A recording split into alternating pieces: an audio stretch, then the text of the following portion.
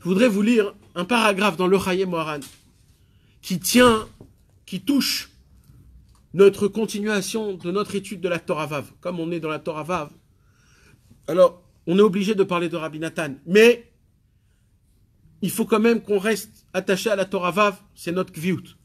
Alors je voudrais vous lire, mes amis, le Chayei Moharan, qui parle de la Torah Vav, et qui parle, mamash, du lien le plus fondé, le plus fort, le plus spécial qu'il y a dans le monde entre son maître et son élève.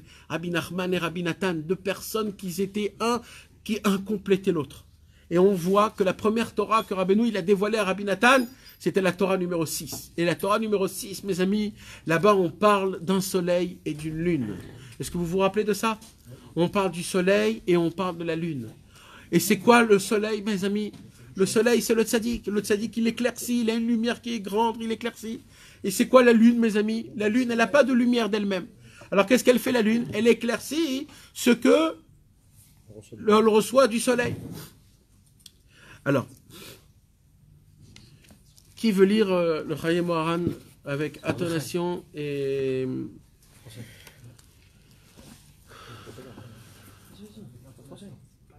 Yoni. Alors, tu vas commencer déjà celui-là.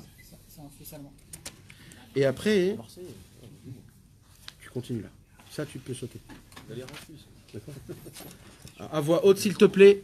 Mes amis, soyez attentifs, Bezrat Hashem. Là, on fait le Chayei Moharan qui nous raconte sur la Torah Vav. Je veux que vous entendiez, parce que ça nous explique un petit peu c'est quoi Rabbi Nathan, Bezrat Hashem. Numéro 2. Chayei Moharan numéro 2. La Torah numéro 6, intitulée Appel Yoshua, fut donnée lors du Shabbat Teshuvah, qui suivit le Rosh Hashanah indiqué ci-dessus. Il mentionna alors, vers le début de la Torah, le verset « Et sur le trône, une forme ayant apparence humaine au-dessus. » Vous vous rappelez, c'est quoi ce pasouk-là? Adam Ayoshev Alakissé. C'est ce qu'on a étudié dans Yecheskel. Que quand Yecheskel, il a vu en haut, dans le ciel, il a vu une apparence d'un homme qui s'assoit sur une chaise. Alors, quand Rabbeinu, il a dévoilé la Torah, alors Rabbeinu, qu'est-ce qu'il a dit? Il a dit ce pasouk-là. Avant de dévoiler la Torah, il a dit Adam Ayoshev Alakissé. Et Rabbeinu, il répétait Adam Ayoshev Alakissé. Adam Ayoshev Alakissé. Par la suite, dans son saint manuscrit, ne figure plus le verset signé vers la fin de la leçon, comme le mentionne l'ouvrage s'y référé. Il saisit alors de ses deux mains les deux accoudoirs de la chaise sur laquelle il était assis. Il s'agitait sur la chaise et déclara avec crainte et effroi, dans une immense abnégation, « Quand on s'assoit sur la chaise, on est alors un homme. » Ça veut dire que Rabbi Nachman, il était assis dans sa chaise, il tenait ses deux accoudoirs, et il bougeait très fort jusqu'à que sa chaise, elle se penchait, et elle se balançait. Et là, il a dit quoi? En tremblant et avec une peur énorme, il a dit quoi? Quand on s'assoit sur une chaise, on est alors on est un homme. Ça veut dire, mamash, il a atteint le niveau, mes amis, de ce que Yecheskel a vu dans le ciel, une apparence d'un homme qui s'assoit sur la chaise.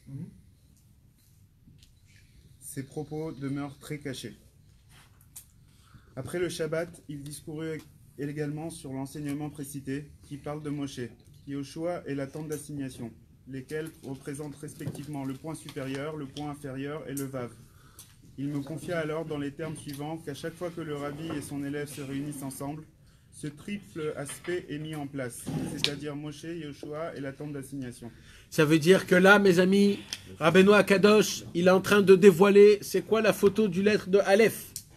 Il y a le Yud en haut, le Yud en bas et le Vav au milieu.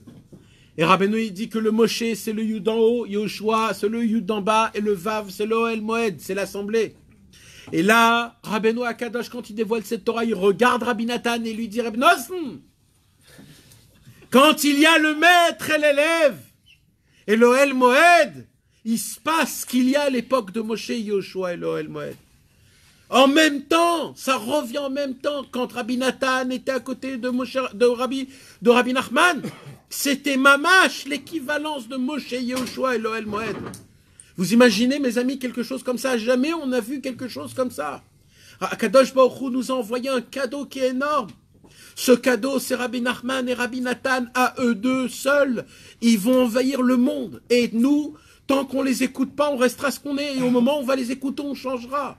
Et le monde changera grâce à eux. Et là, Rabbi Nachman, il dit que à son maître, à son élève Rabbi Nathan, il dit, toi et moi, formons Moshe Rabbeinu et Yehoshua Binoun. Vous savez que Moshe Rabbeinu tout seul, ça suffit pas. Moshe Rabbeinu et Yehoshua Binoun, ça c'est la perfection. Pourquoi? Parce que Moshe Rabbeinu tout seul n'a pas fait rentrer les Bnei Israël en Eretz Israël. Alors on a un problème dans ça. Et Yehoshua, il a fait rentrer donc Moshe Rabbeinu et Yehoshua en même temps. Ça c'est la perfection. Pareil avec Rabbi Nachman et Rabbi Nathan. À eux deux, ils ont eu la perfection totale. Ils ont fait descendre la Torah finale. Et grâce à ça, mes amis, la fin de toute la fin se fera au moment où on va s'annuler notre tête au tzadikim, à ce tzadikim-là, et qu'on va commencer à appliquer, là, tout va changer. Tout ceci eut lieu au début de mon rapprochement auprès de lui. Voilà. À cette époque, Ça veut dire là que Rabbi Nathan, il est en train d'écrire ça, c'est Rabbi Nathan qui écrit ça sur soi-même. Qu'est-ce qu'il dit? Il dit qu'au moment, mes amis, au tout moment, c'était au tout début de son rapprochement. C'est pas Stam que Rabbeinu, il vient et lui dit. Ça veut dire que tout de suite, où Rabbi Nathan, il s'est rapproché de Rabbi Nachman, il va lui dire, toi, tu seras pas comme les autres.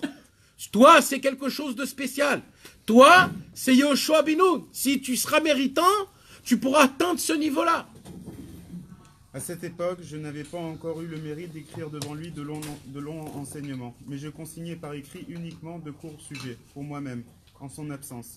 Et je me languissais pendant longtemps de recevoir cette Torah chez lui, sous forme d'un manuscrit écrit de sa sainte main. Mais je n'en eus le privilège qu'après la fête de Purim, alors que je me trouvais chez lui à Medvedivke. Je m'assis alors devant lui et je recopiais cette Torah, qui me dicta à partir de son ouvrage écrit de sa sainte main, tandis que je mettais par écrit sur du papier. Ça veut dire pour la première fois, Rabbi Nathan y vient et Rabbeinu Akadosh, il lui apprend pour la première fois son premier travail. Ça va être quoi le travail de Rabbi Nathan? Ça va être la plume. Et là, qu'est-ce qui se passe? Quelque chose de merveilleux, mes amis, quelque chose que les autres étaient jaloux tout le temps de ça. C'est que Rabbeinu, il l'appelait Rabbi Nathan, et il lui disait mot à mot, et Rabbi Nathan, il écrivait. Et la première Torah que Rabbi Nathan a écrit mot à mot de Rabbeinu Akadosh, c'est la Torah Vav. C'est la Torah de Moshe et de Yehoshua.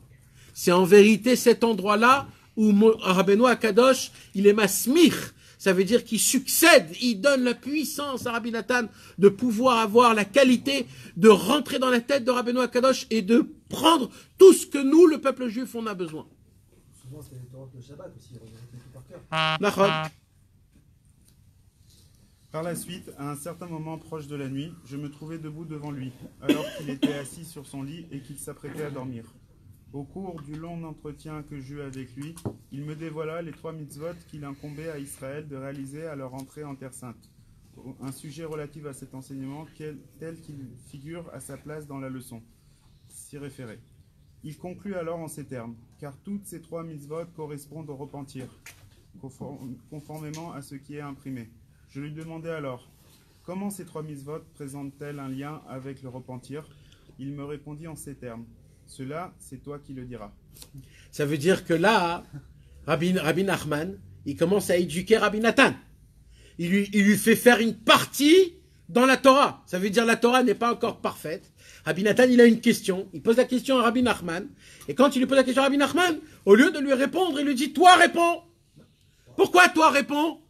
Là, Rabbeinu, il veut lui dire, car toi et moi, nous deux, nous formons notre Torah. C'est pas que ma Torah, moi. C'est ta Torah, toi aussi.